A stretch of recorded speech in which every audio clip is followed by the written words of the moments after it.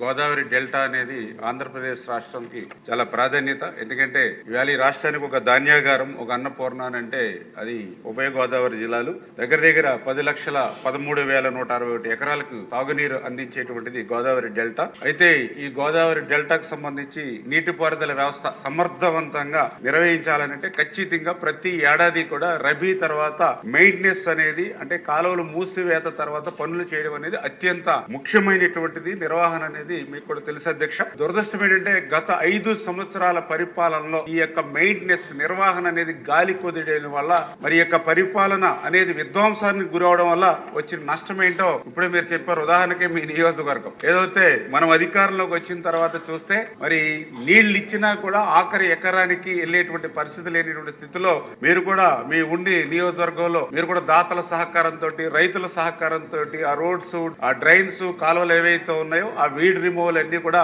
మరి మీ సొంత ఖర్చులతో చేసి నీరు ఆ రైతుల దగ్గరికి తీసుకెళ్లేటువంటి పరిస్థితి వచ్చింది అని అంటే గత 5 సంవత్సరాల్లో ఈ నిర్వహణ అనేది ఎంత విధ్వంసానికి గురైందో మీ నియోజకవర్గం కూడా ఒక ఉదాహరణ అధ్యక్ష. అంటే ఈ రకంగా అంటే ఏదైతే ఈ యొక్క మెయింటెనెన్స్ కు సంబంధించి మనకు తెలుసు అధ్యక్ష, ఏదైతే ప్రవాహానికి అడ్డంగా ఉండేటువంటి ఈ వీడ్ ఏదైతే ఉందో దాన్ని రిమూవ్ చేయడం, అదేవిధంగా ఏదైతే పూడికి ఏదైతే మట్టి ఏదైతే ఉందో డీసిల్టింగ్ అది తీయడం, 3 ఏదైతే లాకులు, గేట్లు, రోప్స్ ఏవైతే ఉన్నాయో వీటిని మెయింటెనెన్స్, అదేవిధంగా రిపేర్స్. మరి ఏదైతే మనం ఇప్పుడే చెప్పాం లాస్ట్ 5 years లో ఎక్కడ కూడా ఒక డ్రైన్ లో గానీ, ఒక కాలువలో గానీ, ఒక రిజర్వాయర్ లో గానీ, ఒక చెరువులో గానీ ఒక తట్ట మట్టి కూడా ఎక్కడ తీనిటువంటి పరిస్థితి దుస్థితి అధ్యక్ష. ఇప్పుడు మనం చెప్పాం ఏదైతే లాక్స్ గానీ, డోర్స్ గానీ, రోప్స్ గానీ మరామతుల మాట నుంచి కనీసం గ్రీజ్ పెట్టి మెయింటెనెన్స్ చేయలేనిటువంటి స్థితి కూడా గత 5 సంవత్సరాల్లో చూసాం. దాని ఫలితం కూడా ఒక గుండ్లగమ్మ గేట్ కొట్టుకుపోవడం గానీ, ఒక పులిచింతల గేట్ కొట్టుకుపోవడం గానీ, ఒక అన్నమయ్య ప్రాజెక్టు కొట్టుకుపోవడం అనేటువంటి పరిస్థితి గత 5 సంవత్సరాల్లో చూసాం. అట్లా పోయినా కూడా ఆనాటి ముఖ్యమంత్రి కనీసం వాటి వైపు